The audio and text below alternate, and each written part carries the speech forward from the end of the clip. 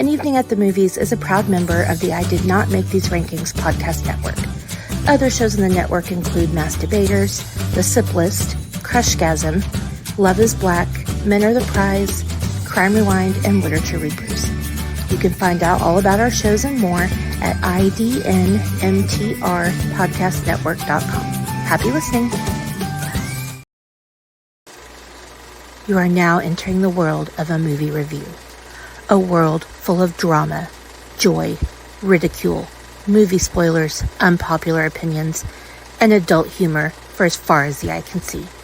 Welcome to An Evening at the Movies.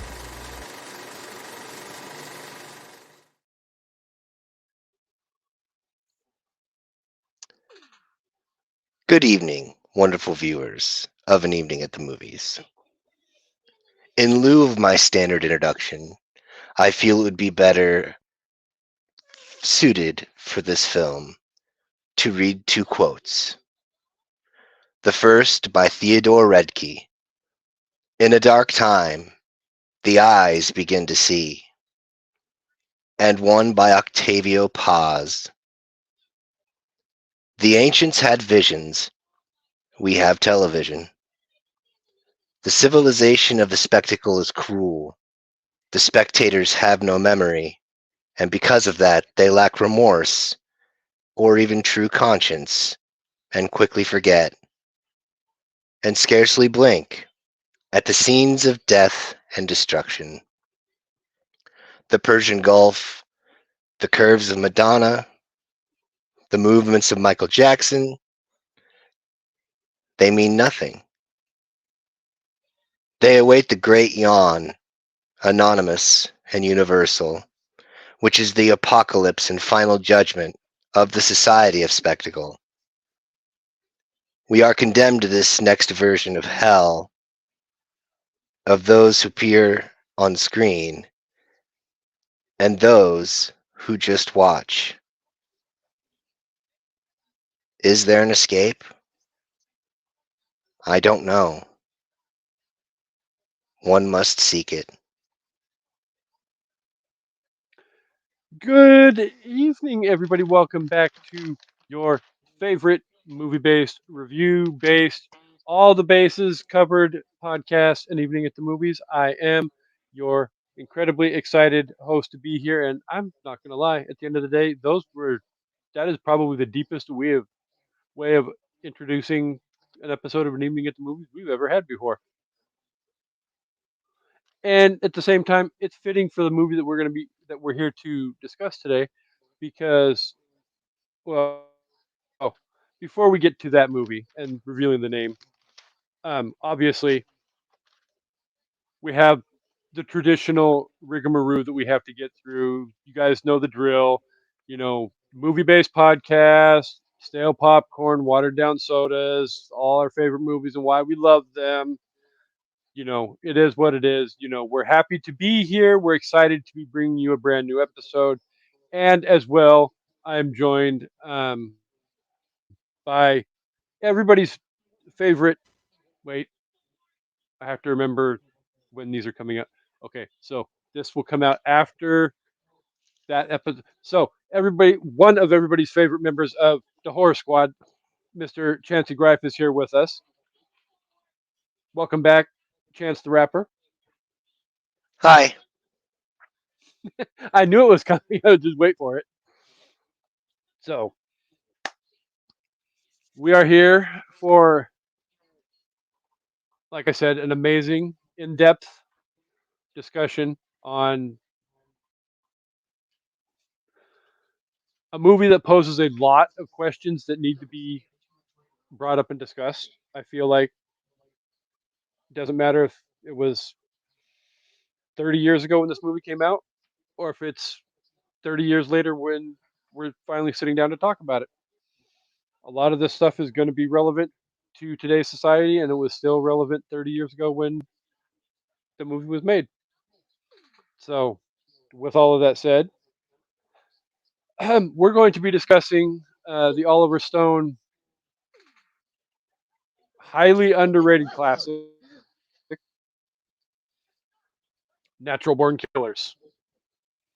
So, I am excited for this episode because I have loved this movie since I first saw it when it came out on VHS, and I'm excited to sit down and actually have somebody to talk about it with. And as we all know, Chancey loves to talk about the weird and the creepy and the all of that. And this movie encompasses so much of that all into one nice little 2 hour and 15 minute bundle of what the fuck.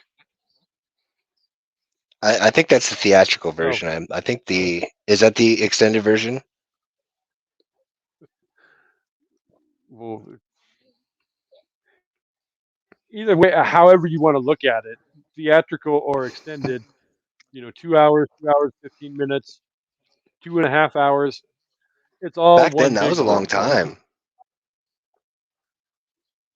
Yeah, especially, well, we're going to get into it with this movie. We really are because there's so much that we can discuss and should discuss, but yet at the same time, with our normal running time, I'm not 100% sure we're going to get to it all because there's so much stuff to discuss with this movie. But before we can get to that point, for those of you who don't know, again, um, spoiler alerts will be abound throughout this entire episode. So if you have not seen Natural Born Killers, we highly recommend you put a pin in this episode, go watch the movie, and come back and finish this episode of An Evening at the Movies because this is a movie that needs to be watched, not listened to or listened to a discussion about, in my opinion. So go. Unfortunately, the shitty part is you're gonna have to spend $3.99 to watch it because it's not available to stream for free anywhere. But it's definitely It's worth the worth three it. ninety nine. We'll get to the rest of the review portion of that when we get to the review portion of the show. But this movie is definitely worth the $3.99 to watch. So it may not be worth it to see it a second time if you're overly sensitive to violence and all of that. But it's definitely, as it fits in our theme for the current period of time that we're in, movies that everybody should see once in their lifetime. So back to the beginning of the background information, though. August 26th, 1994, Natural Born Killers was brought to us by the controversial mind of one Oliver Stone, was released by Warner Brothers Pictures, had a $34 million budget, made 119 million at the box office, and for inflation purposes, that translates to about $228.9 million today. And like I said, it's not available anywhere. You're going to have to pay $3.99 to watch it. So before we let the amazing Chance the Rapper try and describe the mind fuck that is the plot of this movie, um, sir, would you like to wager a guess as to what you think the Rotten Tomato score is? So, if this question was to be based around like release time, I would be like, oh, 20% or less. I would guarantee it. If it was back at release time, I would guarantee a 20% or less tomato meter. But with this being because it is what a lot of people would call a cult classic, but I still don't think it gets quite as much love as it deserves. I'm gonna go straight down the middle. I'm gonna go with like 50%. I'm gonna go right straight down the middle. You are getting better at this game, I have to say, sir. Why? You What is it weren't now? you weren't spot you weren't spot on, but you were only off by 2%.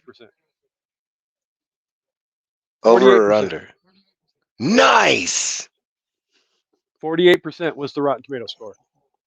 Huh. Well, I mean, I figured it would be something. It had to be something close to half. It had to be middle. I mean, like I said, it's a very. There aren't too many like, oh, it's like frailty. Either you love it or you hate it. There's never a, oh, it's okay. Nah, this Yeah, movie's no, that and very that was kind of sort of the point I was making with the whole.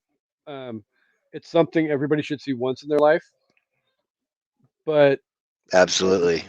some people, it may not be something they want to see a second time Yeah, because that's it's true. definitely not everybody's cup of tea. Like, I can guarantee you, Shanna would love this movie because Shanna has a fucked up twisted mind. Yeah. Yeah. Shanna Well. loves Frailty. Shanna loves Requiem for a Dream. Shanna loves Oh The Departed. You know, Chancy Grife does not like Requiem for a Dream. no. Chancy Grife has said he will come on an evening at the movies for any movie that we do, but Requiem for a Dream. I would actually I would always like if you asked me to come on for Requiem, I would do it, but I wouldn't watch it. I would simply be there as like color commentary for a wrestling match based on the way I felt about it from when I first watched it and all the fucking and the just literally life-changing events that Horse happened shit butt fuckery. within oh my god. Yeah, that's one of those movies that I haven't seen yet, but I'm basing when I see it off of the stuff that I've heard.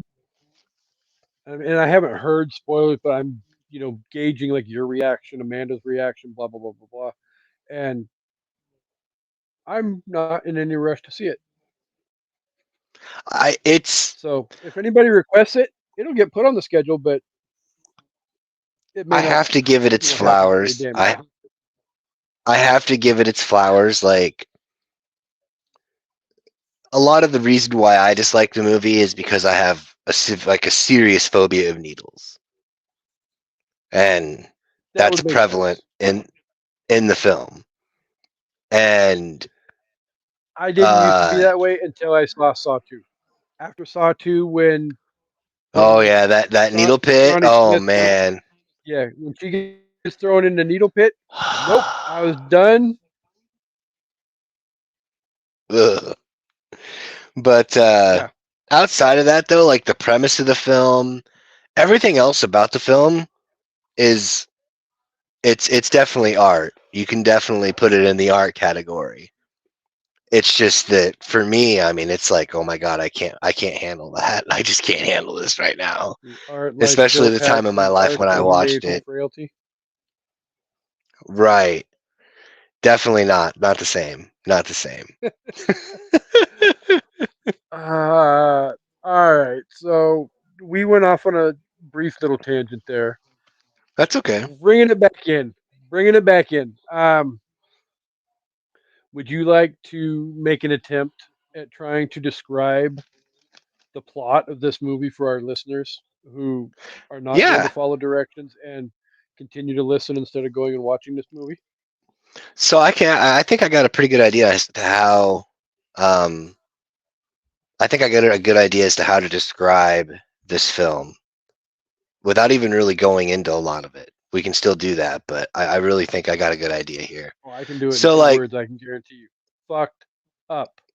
okay, you're not wrong, but uh, imagine, if you will, there was like a stained glass painting, if you will, of all the characters: Mickey Mallory, the cop, the warden, Robert Downey Jr.'s, Gale, Yeah. whatever his name is. He's a terrible person. All these people, you get them all in this thing, and then you just drop it on the floor, and it just spider webs out. That's essentially what this movie is. It's like Pulp Fiction before Pulp Fiction, Pulp Fiction, because it covers the before on Mickey and Mallory, which are the main two characters, Hmm. star-crossed lovers that are essentially based off of some dude from the 50s. I don't remember what his name is off the top of my head. Uh, but there was a similar guy who picked up a girl and they killed her family, and then she then turned around and said that he kidnapped her, but she was in on the shtick.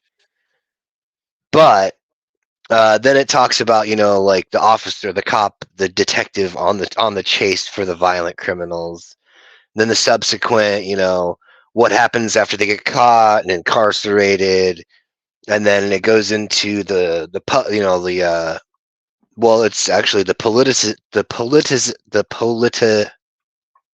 politicized nature of the media portrayal,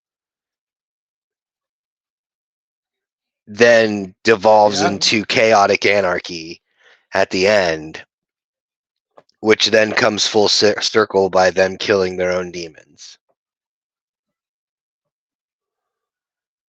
that's probably the best way that you could put it. I mean, there's still veiled spoilers throughout that entire description, but it's I not like know. they're blatant spoilers that are just sitting there slapping the listeners in the face.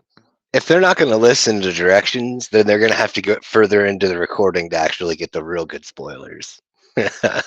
Yeah, because I'm not going to lie. At this point, I have, I think, 4 discussion questions, and I'm sure in the wealth of notes that My my 4 esteemed guest pages. has as well, that there'll be more that gets brought up as well. But I'm not even going to go to the traditional cookie cutter questions that we have just yet to start off with, because I feel like you guys know that those are coming. So we'll get to those at the end of my portion of the discussion. But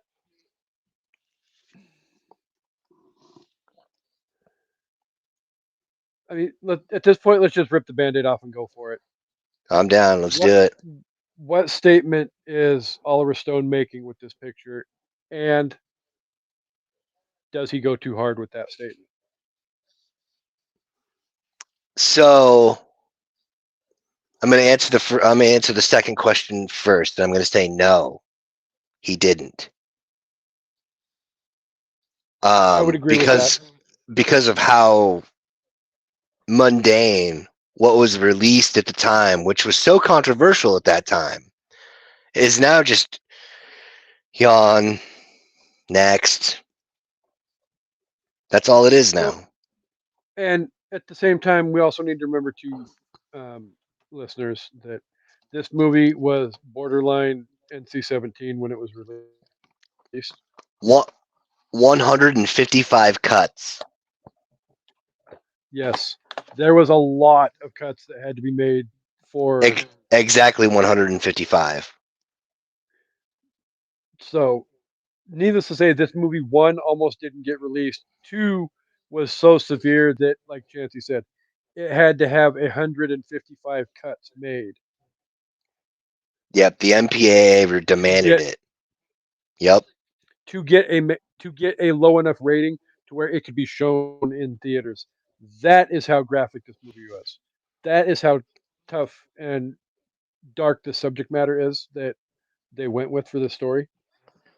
So And as explained by Oliver Stone, the most common complaint given by the MPAA was, I don't know what it is about this, but it bothers me, or it bothers us, because of the general atmosphere is so chaotic. yes, it's fucking chaos from opening credits to closing credits in this movie. Yeah. The roller I coaster mean, ride does not ever stop. It doesn't even. I personally don't even think it slows down at any point. It's just uh, up, down, back, forth, side, diagonal. I would say that the closest thing that we would come to it is uh, the desert scene. That's almost like the great, you know, you take that breath out because you've been holding your breath for so long, you take that breath out and then you take that deep breath in before that scream at the pharmacy.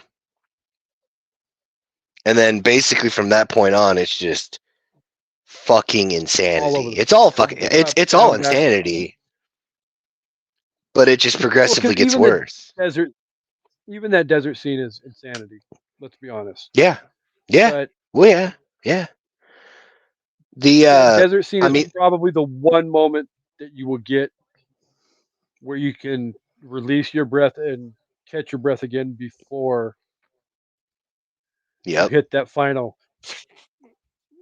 all over the place and you know come coasting in, with no brakes to the closing credits. I agree. Like even starting with the opening sequence, there's some things that you can tell that the director like, and this is also coming from having watched it a bunch of times with and with Mhm. the, on my own and with the commentary after getting the special edition or whatever. But like, there's a lot of things that you don't really kind of pick up on until after your first or second time watching it. Like, case in point, when the waitress is talking to Mickey about the key lime pie, uh, it's in color and then it flashes to gray. And then this whole other thing starts to happen. Like, it's this overt um, flirtation. And then it goes back to normal in the color Mhm. scheme. So you can tell that, okay, well, the gray is her delusion.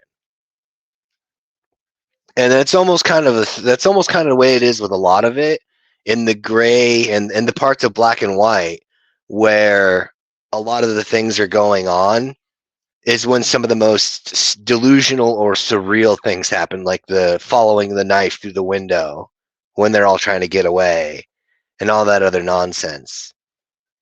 It's just, Yeah. and then, I mean, it's literally just so, and also like, if you pay close attention at the very beginning, when in another gray scene, as they're in the black and white, panning across the diner, we see the dude who saves the day in the shower at the prison scene later on in a booth having food for a nanosecond, and then he fades out.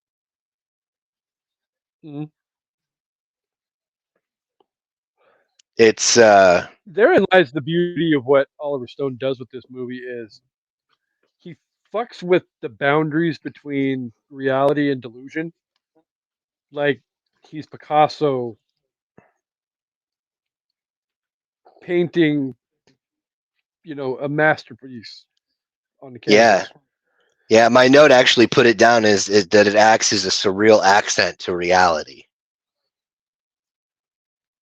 Yeah, and then and I almost kind of sort of want to say that that aspect of it may be one of the reasons why some people, if that's not your cup of tea, may not be down for the movie because it kind of plays with that psychological element that and they don't know which um side of the fence to stand on to view it yeah, from anyway.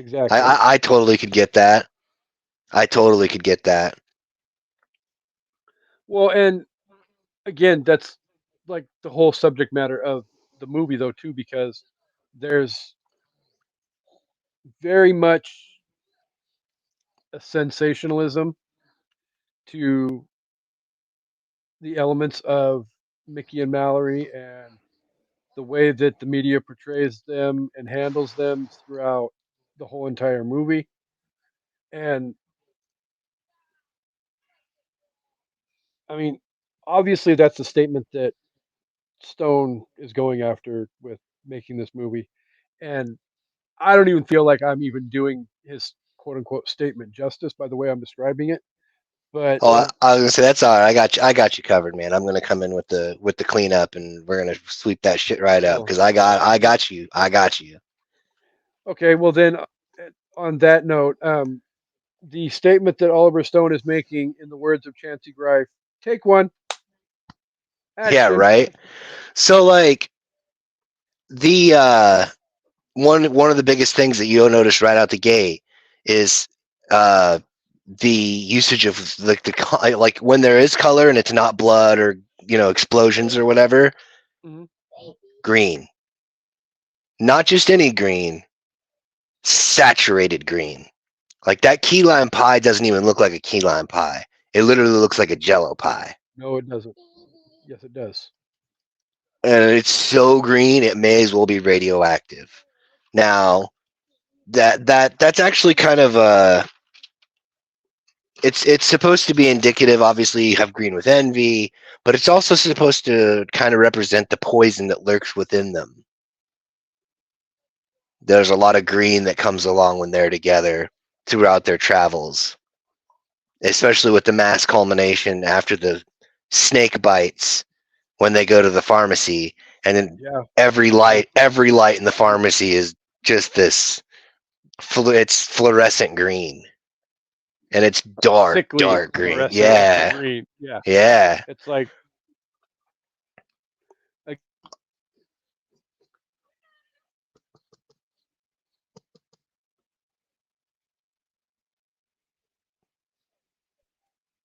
it's one of those aspects of just how hard is Oliver Stone trying to go to prove his point with what he's trying to say with this movie.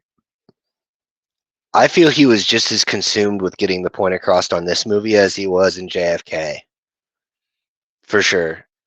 Just with like the Yeah. vitriol and the intensity of it all. So yeah, I'm not gonna from my own personal cinematic viewing privileges, JFK and Natural Born Killers were my introduction to Oliver Stone. Oh, nice, Not gonna lie, probably the two worst ways to be introduced to a director's for sure. cinematic work, because one, you have the historical clusterfuck that is the JFK assassination and all of that, and the story that he tried to tell with that and all of that. Then, you follow that up with Natural Born Killers. It's which is, Definitely polar opposites. but they're also, if they are to be such polar opposites, they are so far to the opposite that they almost are closer that way. And the reason that I say that is because JFK is an amalgamation of the reality of history and the assumed reality of some of the conspiracies that had been, you know, promulgated and were popular amongst that time, even up to now. Obviously, it's still an ongoing thing. But at the time that the JFK was put out, working with what he had to work with, it was an amalgamation, a story Yeah. of of historical events blended in with conspiratorial elements that painted a Rembrandt, if I am to be so bold. Yeah. Well, no, because I actually like the metaphor that you came up with where they're so far polar opposite that they almost come back around full circle and meet on the other side of the freaking circle. Because everything about what they're saying speaks to society as a whole in some way, shape, or form. Hmm. And every aspect of the whole JFK story is just as fucked up as every aspect of the NBK. Natural Born Killer is.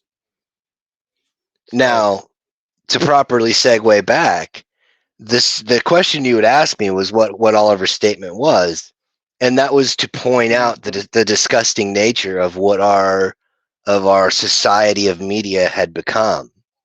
Because I mean, this is just only a few. I mean, I don't even think this was a full decade removed from the advent of like CNN, 24-hour news, yeah. breaking news cycles, following high-speed chases, the Rodney Well, King because beating and all the everything. so brief history hiccup. Like this is 1994 when this came out. Yeah. We're talking maybe a year or two since Rodney King and the LA riots.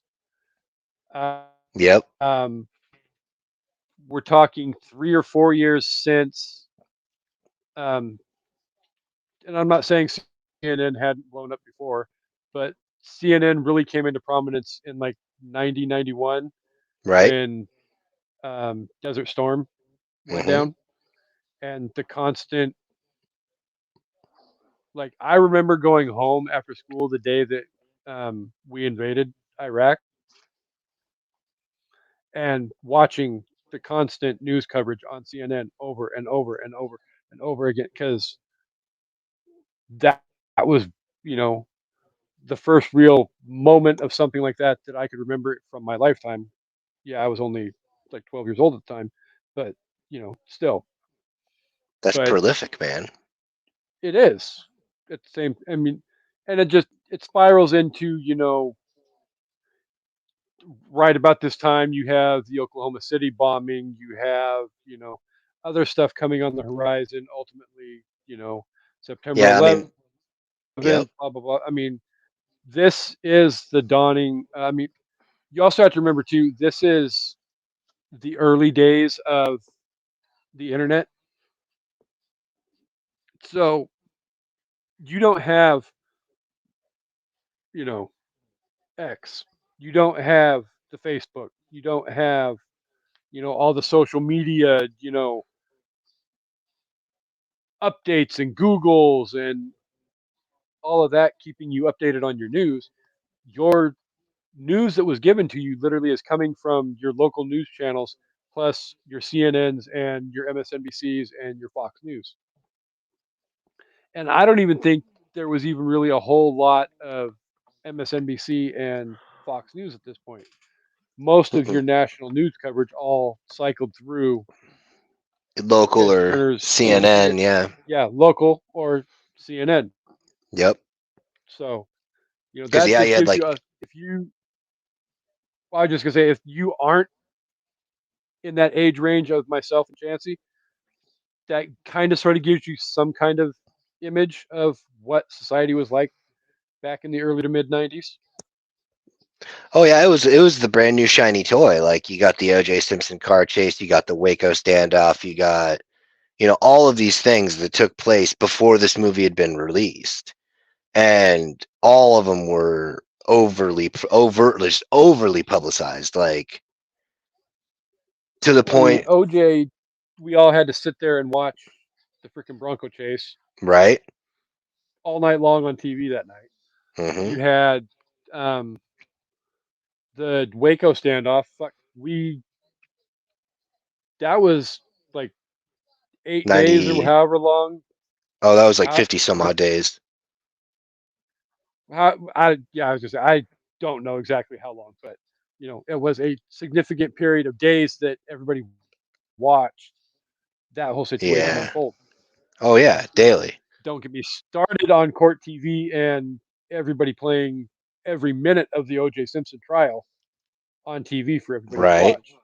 And I was also going So to comment on, like, a current affair, hard copy, all those, mhm, like, like TMZ before TMZ could TMZ, and yeah, I, all of those to a things certain all point, wrapped up in one.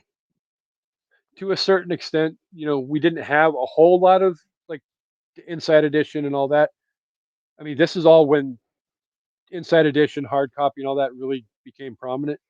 Like Yeah, those Inside Edition. sensationalized news, really, all we had before that was Entertainment Tonight, and that was more, Yeah, you know, interviewing celebrities about their movie that was coming out, right. blah blah blah blah, for Yep. half an hour, you know. But yeah, the you really started to get that hard edge cutting, hard news stuff around that time. Oh yeah. And that was the statement that he was making against it, essentially. Hmm. And you can tell, even like when Mickey and Mallory meet, they doll it up like a Leave It to Beaver, I Love Lucy sitcom with the most horrendous subject matter. And like, Yeah, apparently Oliver Stone had to talk Rodney Dangerfield into some of his stuff because, like, you know, it and was let's be honest, Rodney Dangerfield, he may not be the most controversial stand-up comic ever, but he's also not the most tame stand-up comic either. right. And for him to be like, God, I don't know, this is kind of fucked up.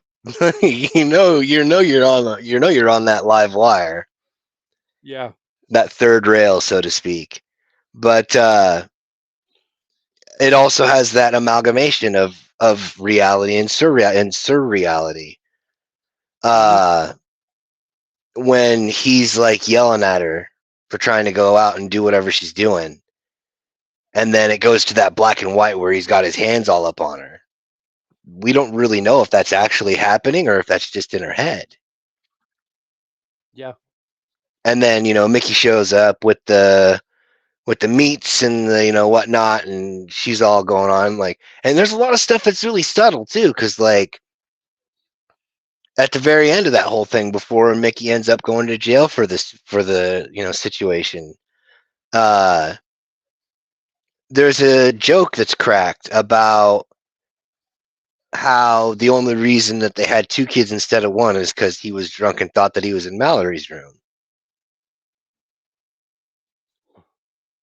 So, Behind a laugh track and like outro theme music, or not, I'm sorry, not outro theme music, but it's like, then they find out that they left and he stole the car, and then he goes to jail, and then that whole thing is surreal. But go ahead, I'm sorry, you were getting ready to say something.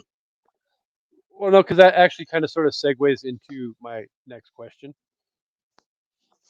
Why is Mallory at her most violent when killing men who sexually pursue her? Well, I am no I am not I'm not a trained anything, but people who suffer abuse are, they either have an aversion or uh, become hyper, either hypo or hyper. It's either or. Either they refrain from any kind of sexual activity or of any kind, or they're hypersexualized. But then on top of that, you have these scenarios where she then lashes out with bursts of anger. Um, that could be tied into the previous trauma. It could be added by different trauma, because I mean, for all intents and purposes, he could have also physically abused her, let alone like mentally or sexually or anything like that. But like Hmm.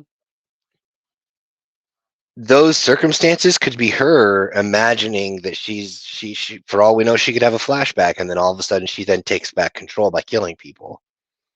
Because the only person that she doesn't ever do that with is Mickey.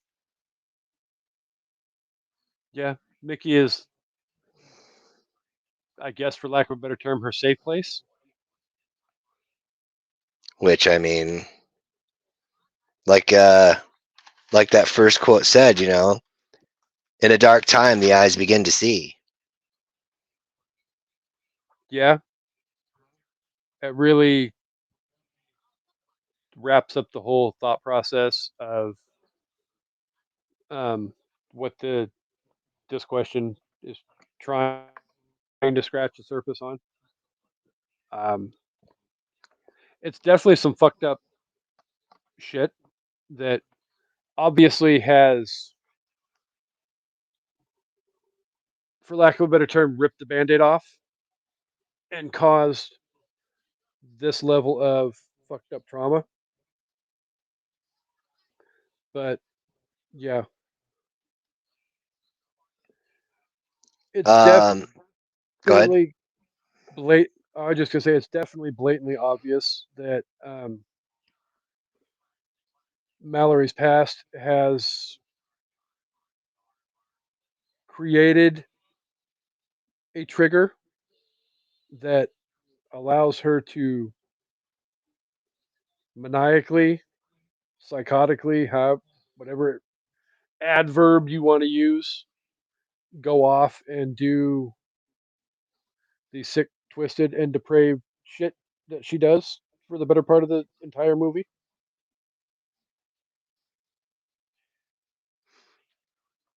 Yeah, I mean, I think it's like, I don't, there's the line's never really defined clearly, and that's part of the problems that a lot of people have with film. Because like, we'll go back to the diner scene at the very beginning. It's a Tuesday afternoon, nothing's going on. Then all of a sudden people show up, couple people say things that somebody didn't like, somebody does something that's a little out of pocket, everybody dies. It's just there's no rev limiter. It's just like 0, 200, back to 0. Okay, let's go. We gotta go now. But like another prevalent outside of the green is the symbology of the snake. Because I mean, Yeah, it's everywhere. Like so many different ways. the snake helps Mickey escape from prison because it took a swipe at the the guard's horse, made him miss the shot. And then their wedding bands, snakes. When they get married on the bridge and the anime and it goes from standard cinematography to animation, their blood blends Yeah, into two snakes as they go into the water. yeah. It's like it's all there, and it's supposed to kind of. I'm not sure if it's supposed to, let me double check my notes here, but I'm not sure if it's supposed to be knowledge or.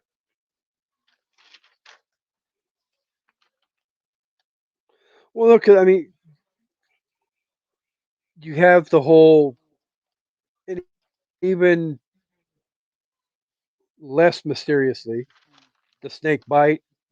You know, Mhm. metaphorical quote unquote abuse Well, and also, that I forgot to mention, Mickey himself had his own series of horrific offenses from childhood, like watching his father take his life in that field, like that flashbacks with the headless corpse in a chair, yeah. or just the way his mother treated him in general. It just doesn't make any sense. But I'm sorry, I didn't mean to cut you off there. Oh no, you're absolutely, you're 100% on point with everything you were saying though. And I mean, the steak metaphor, or snake, not steak, but the snake metaphor is such a all-encompassing metaphor that weaves its way throughout the entire story. You know, you almost can't get through 5 minutes of the movie without finding some kind of weird way that the snake metaphor twists its way into, Hmm. "Wah," Right? in some way, shape, or form into the story.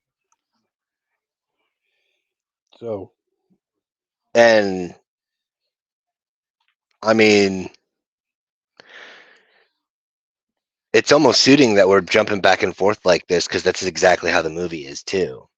Because like oh yeah, Robert Downey Jr.'s character, the sleazy journalist, is based off of those like the people from Hard Copy, Inside Edition, stuff like that. A hmm Current Affair, and it's also based off of an actual person who they never name in the commentaries.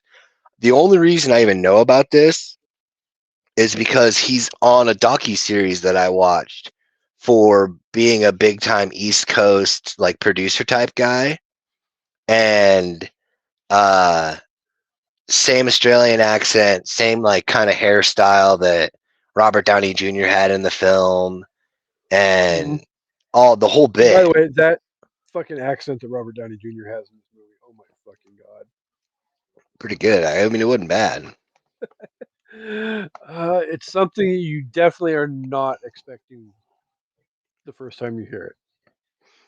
Wine Guile, like he's just ridiculous. So, And then but go ahead.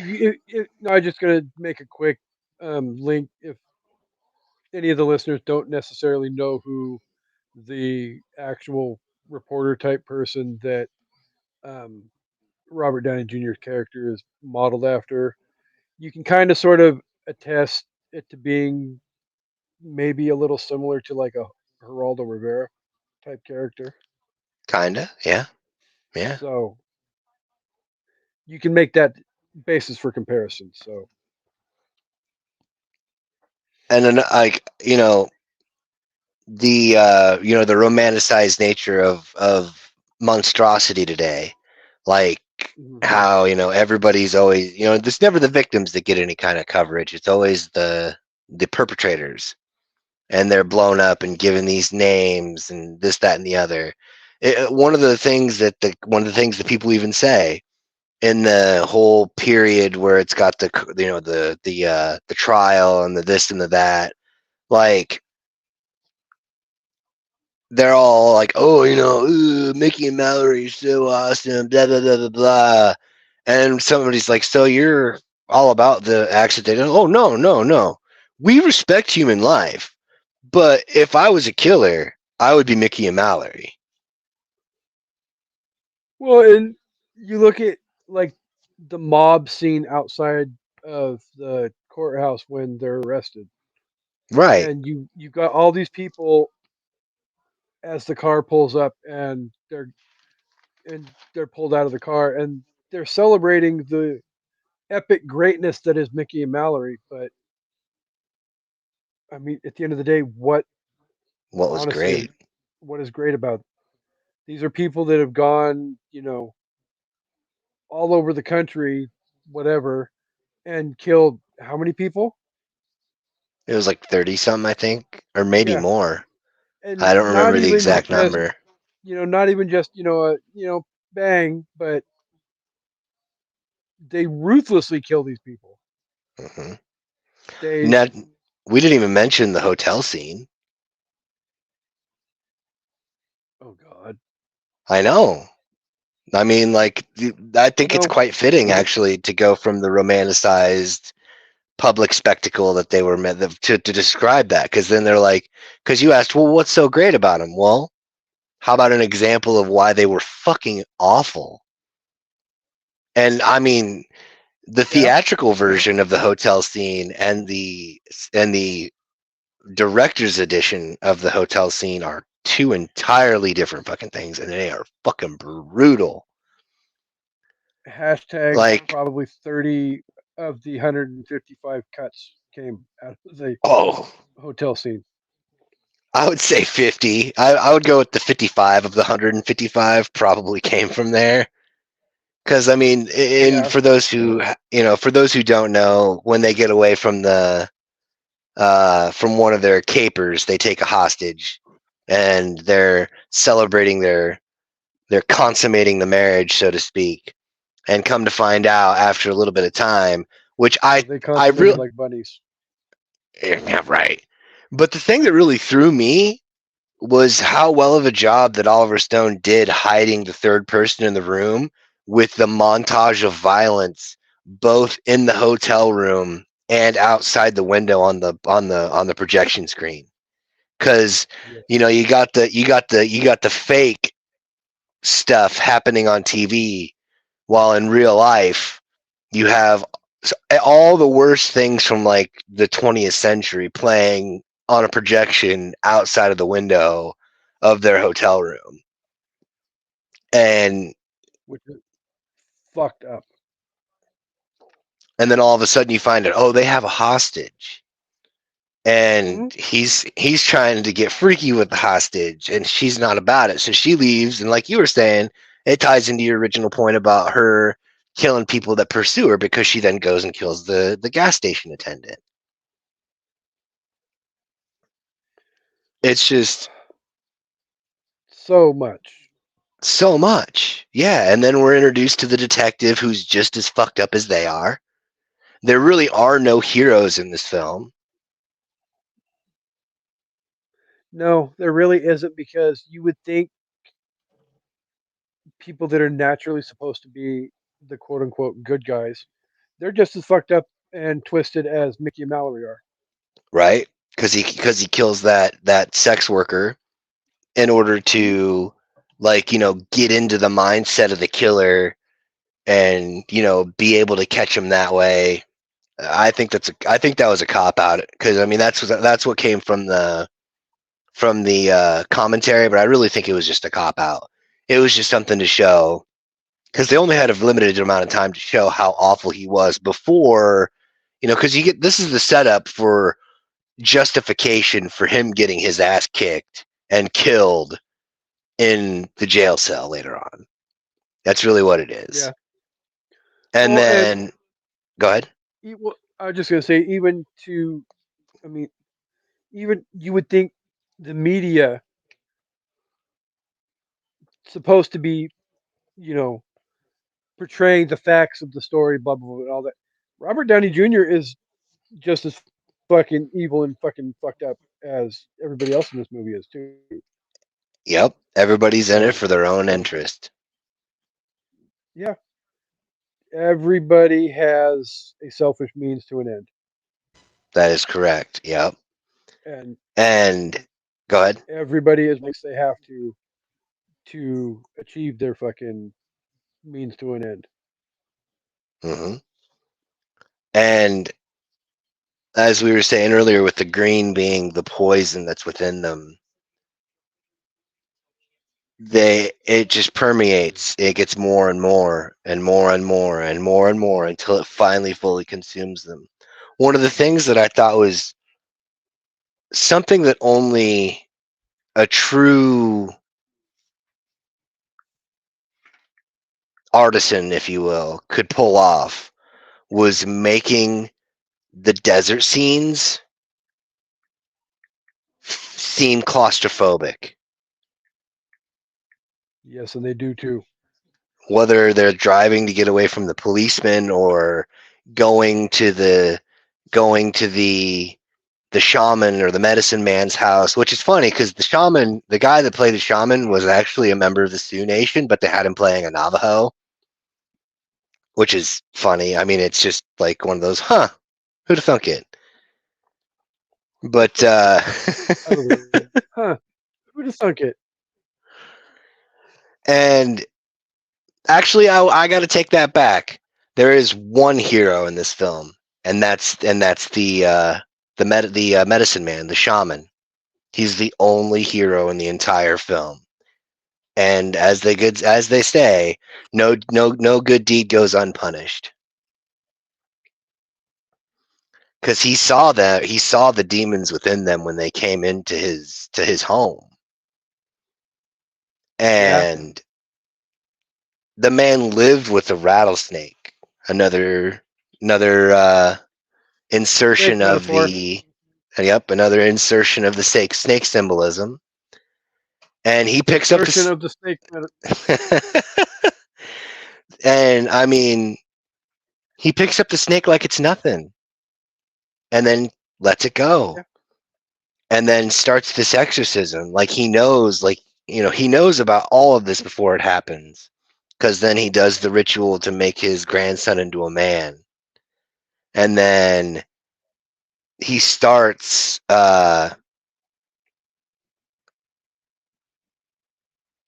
before he even starts to do the exorcism, he's talking with the grandson, and he basically talks about, he describes them as being uh, lost in a world of ghosts. And I thought that was very interesting. I thought it was kind of a very profound thing for him to say, is because that's true. They are lost Yeah, in a world of ghosts, either by their own making or the ghosts of nightmares past. mm-hmm. And during the actual exorcism, you can literally watch the poison, their madness, spreading through them in a much more rapid pace. And then, oh yeah, the snakes are supposed to represent knowledge. That's what it was. Representations of knowledge. Because the more they're bit, when they, after they end up leaving the Mm-hmm. medicine man's home, and they're walking through the valley of the snakes, the more they're bit, the more they're supposed to learn, be learning. Because also, we forgot to mention this whole time that they're tripping heavily on mushrooms, hard at this point. They're tripping Very, hard on. very heavily on. Again, that's one of those things that can make the movie kind of difficult for some to watch, possibly. Is I think Oliver Stone did, in my opinion, honestly, a fantastic job of portraying the mind trip of them basically being on fucking hallucinogenics Yeah, the for, introspective portion. you Yeah, know, for sure. the better Yeah, part of the whole entire movie. that's yeah. I'd say that's a good. I'd say that's a good call because yeah, it definitely, especially that part. That part definitely fits the introspective phase when Hmm. all the the gigs and the fun stuff becomes normal. Then all kind of goes inward and you start to focus on yourself. But like just when you think that the shaman's about to pull all the evil out of him, because you notice that when he's tripping and he's talking to Mallory, his face morphs a little bit before they get to the shaman. I only brought that up because you see it one A other little bit. time later. Yep, I only brought that up because you see it one other time later, and Yeah. just when you think that he might actually succeed, Mickey has a nightmare and shoots him in his sleep. And before the Indian dies, he tells him about how 20 years ago he saw the face of the demon and that he had been waiting for them. Again, deep, deep, deep psychological, thematic. Oh my god, so fucking much. And then, from that point, they go into the Valley of the Snakes where they're both bitten so many times that they would have probably died by the time they actually reached this pharmacy. And There probably wasn't even an inch of their bodies that was not covered in fucking snake bites. if the snakes were even real in the first place, because if you notice, like, Again, they're all. what do Because you believe? I mean, what is reality and what is freaking hallucination throughout this entire movie? I know. Herein Because lies the fucking beauty of this fucking movie. And as like I said, they got the green representation of poison and Hmm. envy. The entire pharmacy's green, every inch. And she's laying on the floor and she's supposedly dying. And then, hey, the cops are here. And she hops up like nothing's wrong.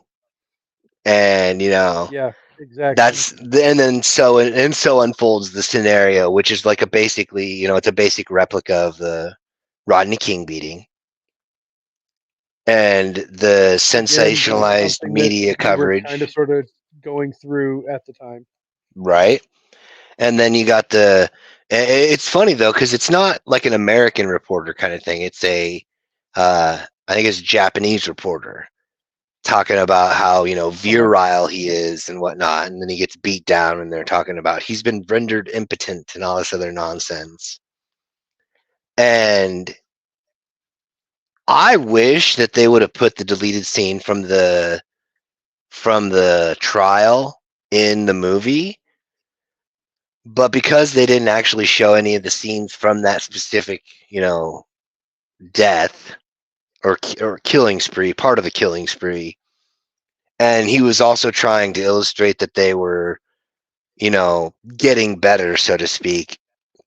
He felt that it would have been a regression to have it in there, but I thought it was great because he just kills the shit out of Ashley Judd with that fucking pencil. He just fucking wrecks her. Oh yeah, Yeah. I forgot that's a deleted scene. Yeah, no, yeah, they actually show because if I'm not mistaken, like he defends himself. Mickey defends himself, and he's asking her questions, and he approaches her, and he just starts fucking stabbing the shit out of her with a pencil, like just fucking insanity. But then it cuts. So in the theatrical version, it cuts from the pharmacy to the prison,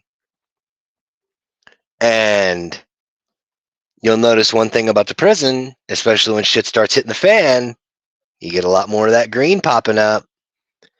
But that prison scene, the prison scenes were actually shot in a real prison in Illinois, and those extras were actual inmates. So that riot was essentially a controlled riot. I did not know that. Wow, that adds a whole lot more to that story than meets the eye. And also at the beginning of there, where they have Tommy Lee Jones and oh no, I loved him. I loved him so much. He died He died a little while back. I can't remember the guy that played Scagnetti. Shit, I'll remember it in a little bit. It doesn't matter.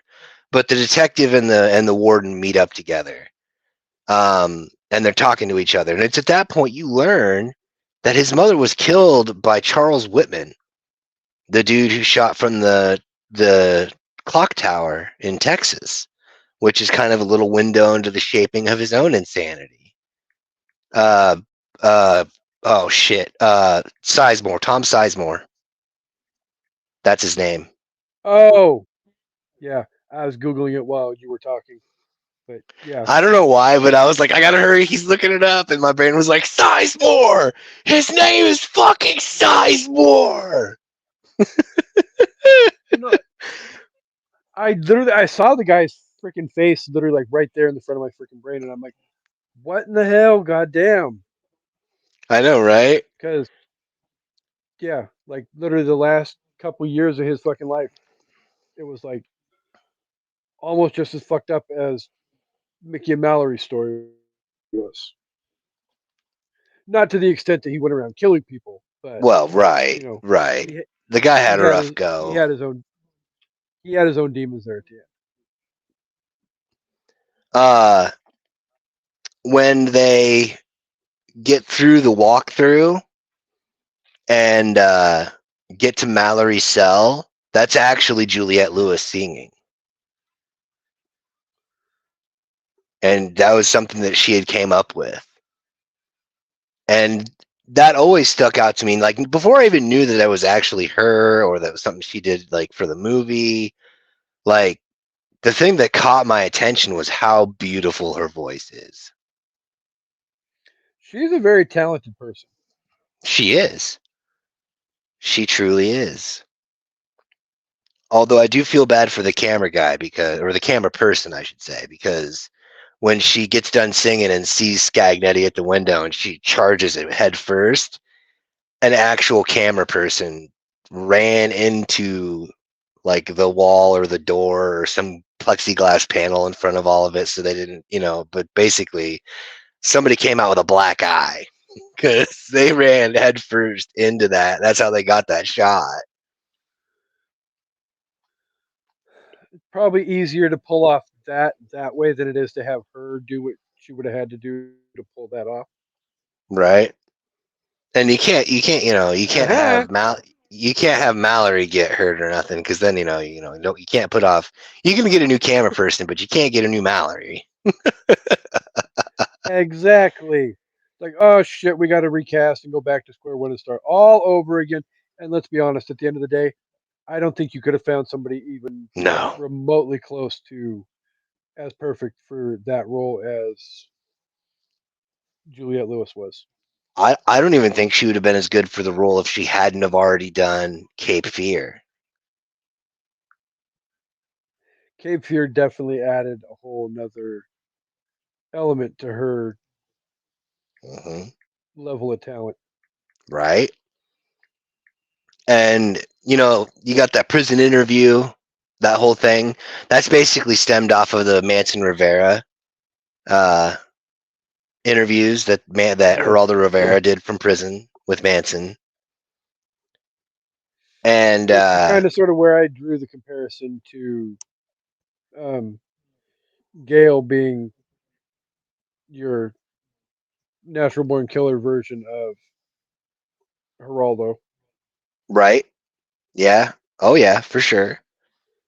And if I'm not mistaken, that headless corpse that I was talking about that Mickey always sees when he has his flashbacks, I believe that was their editor. That they just did a digital removing of his head. That's fucked up. Isn't it though? And then the idea behind the headless man was actually something Oliver Stone saw in a dream. Which, I mean, Let's be honest. How much of this movie was something that you know came to Oliver Stone in a fever dream? and well, that's true. That's very, very true. I mean, I mean, at the end of the day, this shit doesn't just naturally just pop into somebody's head out of nowhere. if I'm not mistaken, I think that the scene where they were eating mushrooms, driving, to get away from the policeman, stemmed from an actual event where they were looking for a shoot location, and Oliver Stone was tripping on mushrooms, and there was a car full of people, and a cop was following them.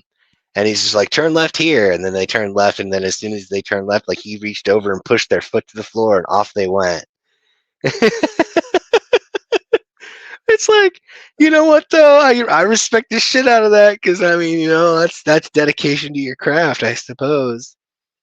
But like in that prison interview thing, I love how they kept in the commercials to kind of Yeah, lull you into that. It's okay. This is just TV. This isn't real. yeah. It definitely creates that level of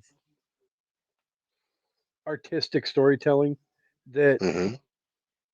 I don't think anybody had ever done to that point.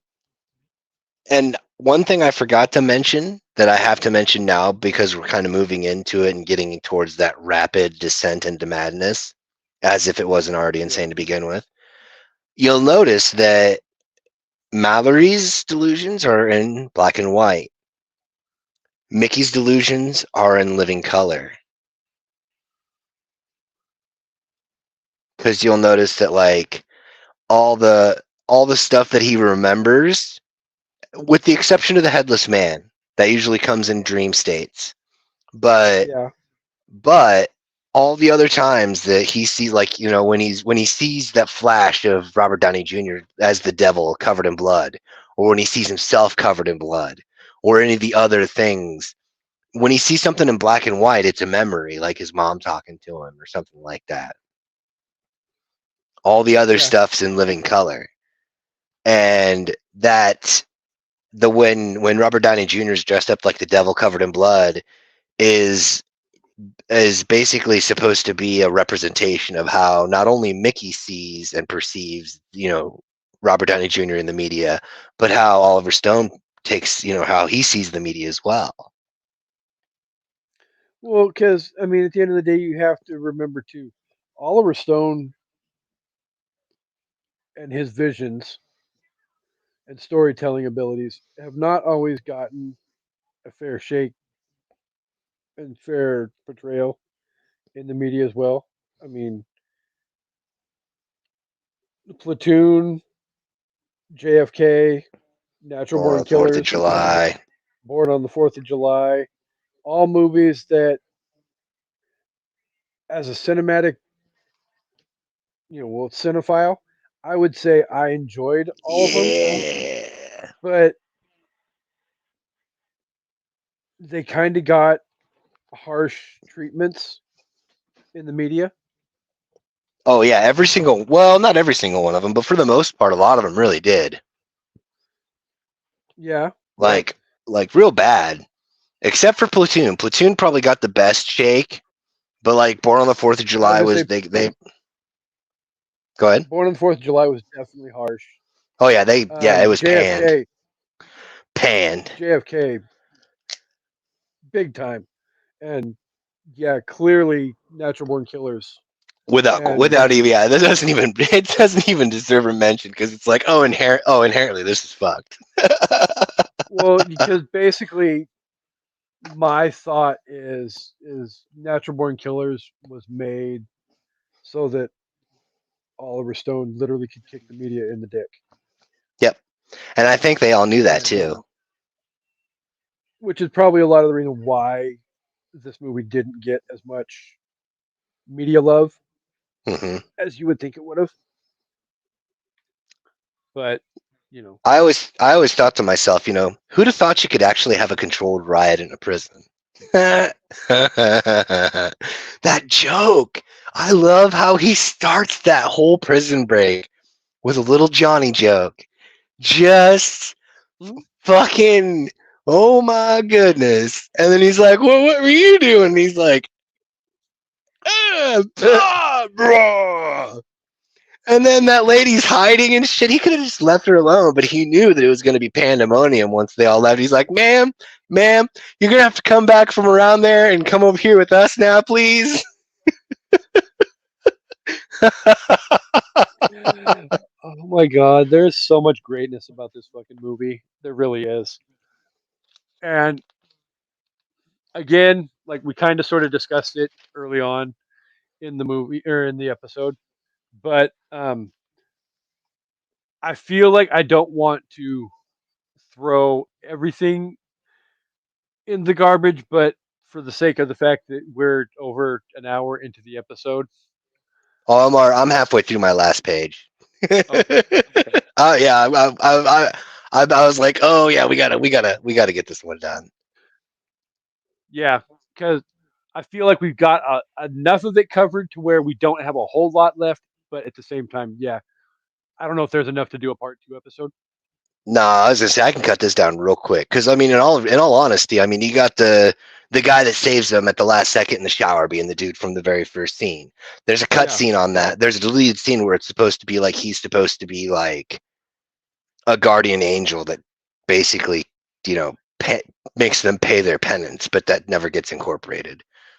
But I love how Robert Downey Jr. gives up his cushy life and professes his love to his side piece, only to learn that it was the only reason she was interested in him because he had that cushy life.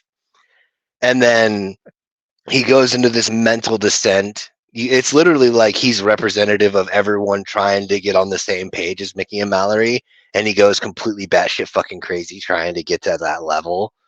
And then you can also see how reality comes crashing down at the very end.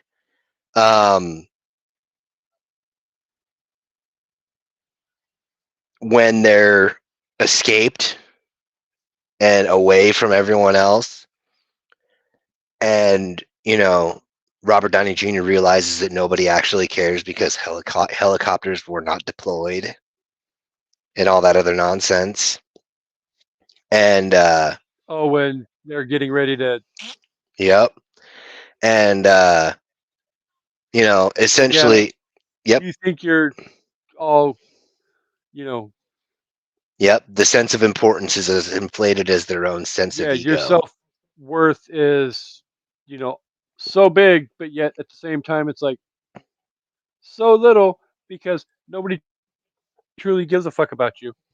And at the end of the day, you are a part of this whole fiasco, and you're about ready to get off because even Mickey and Mallory don't give two fucks about you. Right?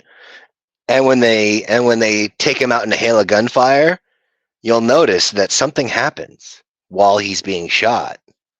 Aha!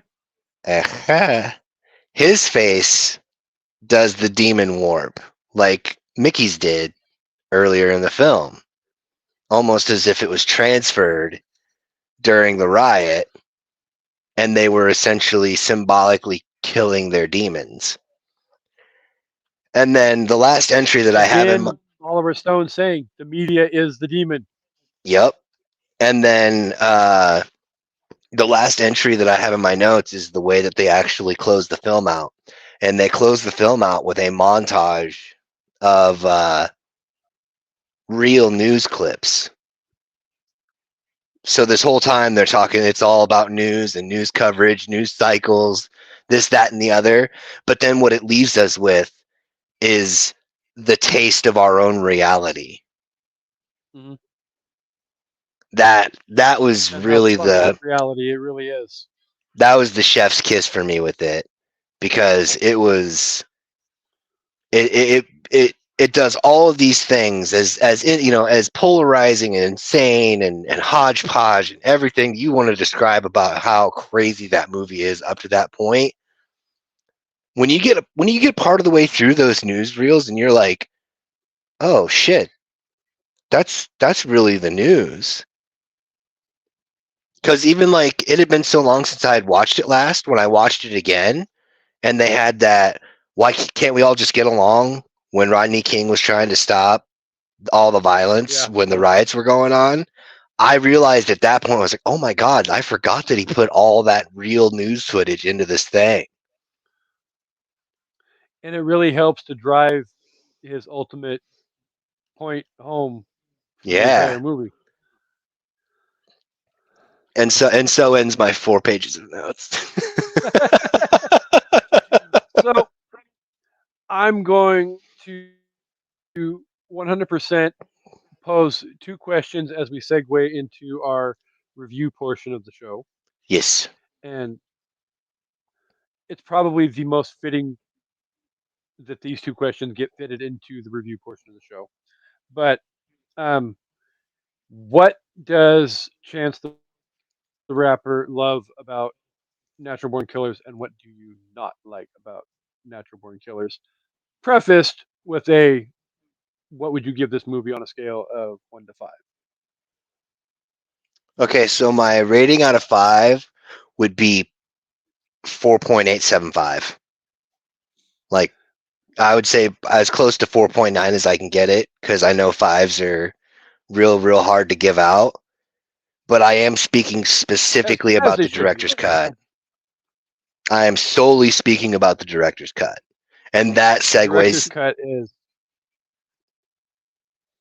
it's exquisite. theatrical release is a great movie, but the director's cut only adds every element of color to the movie that got taken out in the theatrical cut as well.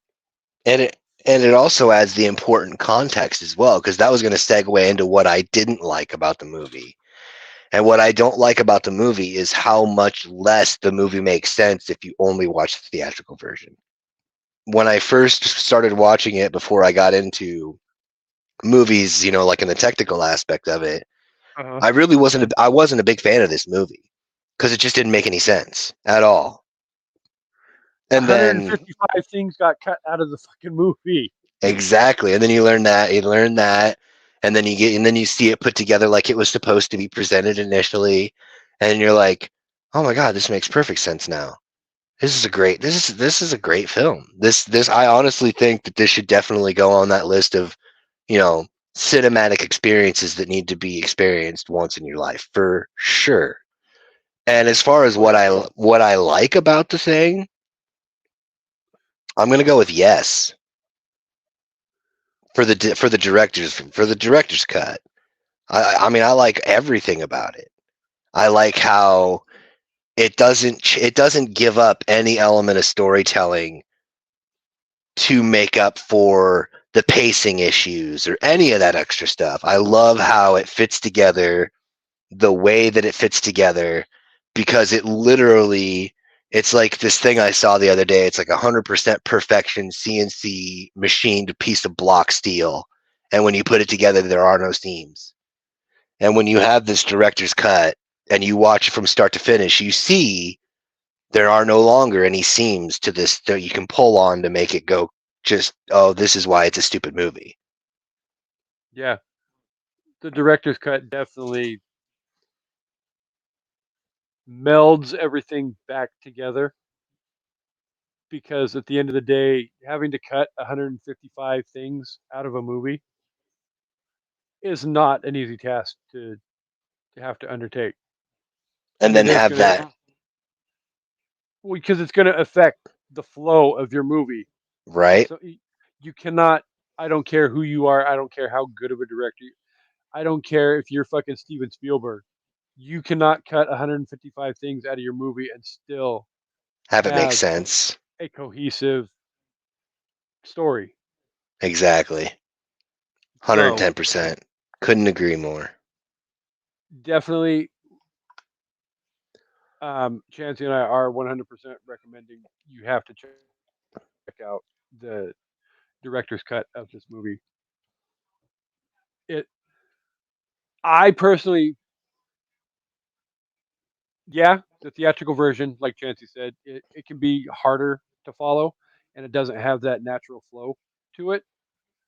But definitely watching the theatrical version brings it all back into focus and makes it that much more easier to understand. Um, I love this movie. It's creative. It's artistic. It's fucking Woody Harrelson is a phenomenal fucking actor, and I couple this and People versus Larry Flint, both of which came out right Oh, about the I same time. love that movie. Oh, the performance he gave in that movie as Larry Flint, and I'm not even gonna lie, too. At the same time, you have the other side of the coin. The performance that Courtney Love gave as his wife. Hmm. Anybody who knows me knows I am not a huge Courtney Love fan by any stretch of the imagination, but I could tell that it took a lot out of you to get that out. it really does. But that performance that she gave in that movie was It was fucking great. amazing. Probably because it may or may not have leaned a little too hard on her own personal reality, but I'm not judging. Right? Um, Juliette Lewis is a phenomenal actress as well. She gave an amazing performance in this movie. The supporting cast alone, top to bottom, is second to none. Um, the music is incredible. The style is incredible. I give the movie a 4.8 out of 5 because, again, I can't go 5 and at the same time, the director's cut leans it closer to 4.9.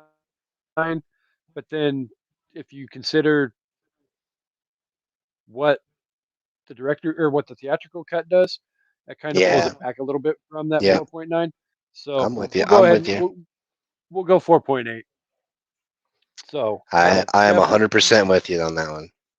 definitely though a chef's kiss fucking movie.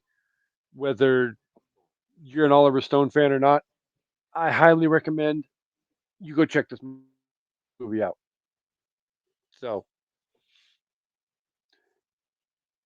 before we get out of here, though, obviously, as Chancey knows, each and every week, though, we have to thank the listeners for being here.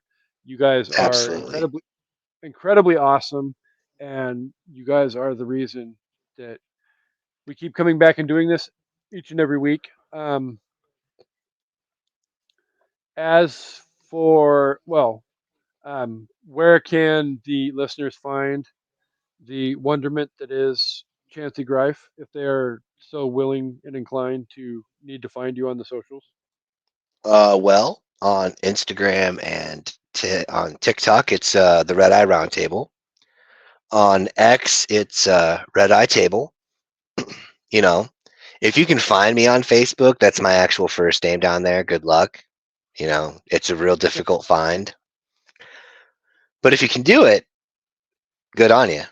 But outside of that, I got something. I'm a cooking up a something. It's a spicy meatball. It actually kind of is. Kinda. Now that you mentioned that, I was like, you know what? That actually does. Yeah, he's not wrong. Or But definitely, you will have to stay tuned for updates as to what this spicy meatball is, and we will definitely keep the listeners updated as we get closer and closer to this unveiling. Um, I'm trying to think where. Okay, so where this is going to fall in the release order of things, we've got um, a few good men coming up with Oh, myself yeah. and Amanda, as well as a planned supplemental episode where we are supposed to be joined by her father, who will be making his An Evening at the Movies debut as well. So stay Nice. tuned for that. I am excited for those episodes. Um, we've got uh, Kendra's birthday episode coming up here in the next week or two, where she and Amanda and myself will be sitting down and discussing the perks of being a wallflower. Oh, it's such a good movie too. Nice. So definitely, we are ready to celebrate Kendra and the wonderment that is her birthday. So tune in for that as well. Um, other than that, we've got superhero movies coming up next month. Next month. Um, and then we've got the summer of 1984 coming up this summer as well. So stay tuned for all of that. Um, but you can find us on all the social medias. And as you guys all know, obviously, An Evening at the Movies drops each and every Wednesday morning. Um, and until further notice, we'll be dropping 2 episodes a week. So you have plenty of stuff to be listening to and staying engaged Nice. with us. So there is all of that. Um, thank you, sir, for being here and being willing to sit down and discuss Natural Born Killers with me. Thank you for letting me be so long-winded. Oh no, I thoroughly loved it because I feel like your sick, twisted mind brings a whole another level of horseshit but fuckery to trying to sit down and analyze the wonderment that is the love story that is Mickey and Mallory Knox. Right. So great episode. Thank you guys for being here. Thank you, Chancy, for being here. And at the end of the day, as always, because Amanda's not here and I'm tired of doing her work for her, we hope you guys all come back for An Evening at the Movies. Have a good week, guys. We'll see you next week.